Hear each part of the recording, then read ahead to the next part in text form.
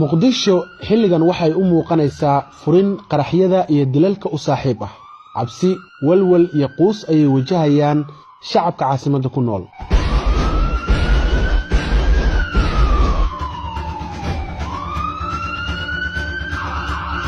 shacabkan dawlad ma rabaan xaqiiq ma aha problemku shacabka ma aha problemku golaha shacabka ma aha problemku waa madaxda la doorto weeye oo dadku quus gaarsiiya sanadkan hadda uu bilowday ee 2019 waxa magaalada ka dhacay 23 qarax inta la xaqiijiyay 145 qof ayaa naftooda ku waayay qaraxyadan oo ay qaarkood daba socdeen weeraro toos ah shacabka muqdisho amni darrida waxa u sii dheer ganacsi xumo iyo dhaqaale la'aan sababtoo ah wadooyinkii halbowlaha u ahaa isku socodka gaadiidka iyo dadka ayaa gabi ahaanba xiran waxaana dadku lugeynayaan masaafooyin dhaadheer si ay u helaan nolol maalmeedkooda maalinlaha ah jidadkan la xirayo oo maalmaha oo dhan xiran waxa weeye waa qayb ka mid ah caburin haddaad doorataan haddaan magaalada naba keeni waayo baabuurtii waaweynay yaan gadaal ka geli jid la xirayo ma jiraayo amni xumida caasimadda waxaa sabab u ah qodobadan isbedeladii lagu sameynayay hoggaanka ciidamada labadii sano ee la soo dhaafay waxa ay keentay isku dhaxyaac iyadoo ay xusid mudan tahay in min 3 jeer la bedelay talisyada qaarkoodna 4 jeer kalsoonidii ciidanku ku qabeen madaxda qaranka oo gabi ahaan baluntay kadib hadallo xanaf iyo gaf ku ah ciidanka oo dhowr jeer ay jeediyeen madaxda dawladda iyadoo taasi sidoo kale ay keentay inay iska hor yimaadaan ciidamada iyo saraakiishii ay u arkayeen markaasi in jeclaysiga lagu magacaabay tan ugu muhiimsan oo ah inaysan lahayn inaan la siin caqiido ay ku dhintaan laakiin waa geesiin markay xabadda maqlaan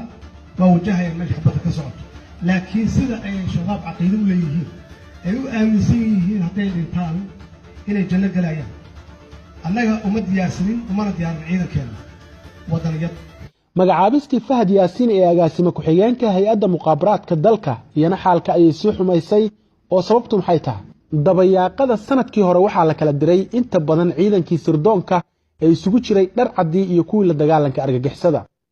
ilaa haatan ku dhawaad 2600 askari ayaa laga saaray hay'adda nisa kuwaasoo meelo kala duwan lagu qoray ku dhawaad 737 dhar cadii hay'adda oo isugu jira saraakiil xirfad lagu soo xulay ayaa booliska iyo milishiibiyada loo wareejiyay ugu yaraan 1670 askari oo kamid ahaa garabka hubeysan ee nisa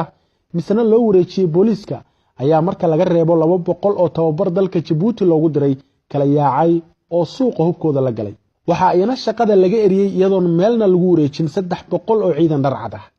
tani waxa ay sababtay in dalka uusan yeelan sirdoon isla markaana ay qaraxyadu 3 jibaarmaan wax ka hortagana la waayo isla xisaabtan la'aan iyo inaysan jirin cid qaada mas'uuliyadda amniga muqdisho waxay qayb ka tahay amni xumida ragaadisay caasimadda waxa mar u bareeray mas'uuliyadda amniga oo qorshe dhammaystiran la yimid gudoomiyihii iyo duqii hore ee muqdisho taabid cabdi maxamed wuxuu dalbaday in amniga muqdisho lagu soo wareejiyo lagulana xisaabtamo arrimaha nabadgelyada oo kale maalin dhawaad waxa tiraahdaa lagu wareejiyo nabadgelyada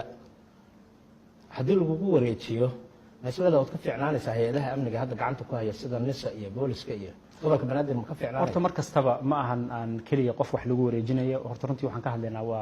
waa masrax jira oo ah golaha amniga ee gobolka banaadir aan wada shaqaynta taala inay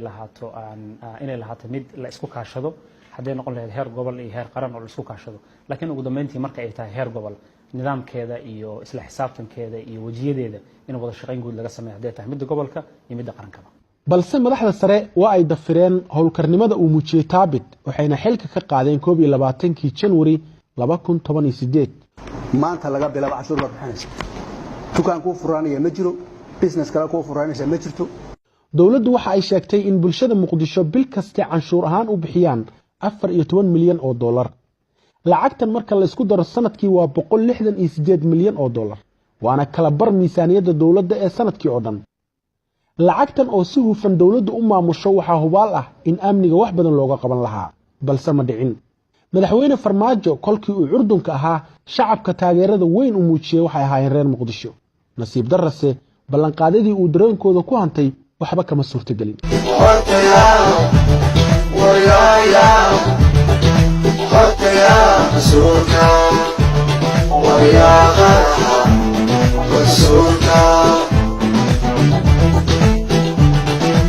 mina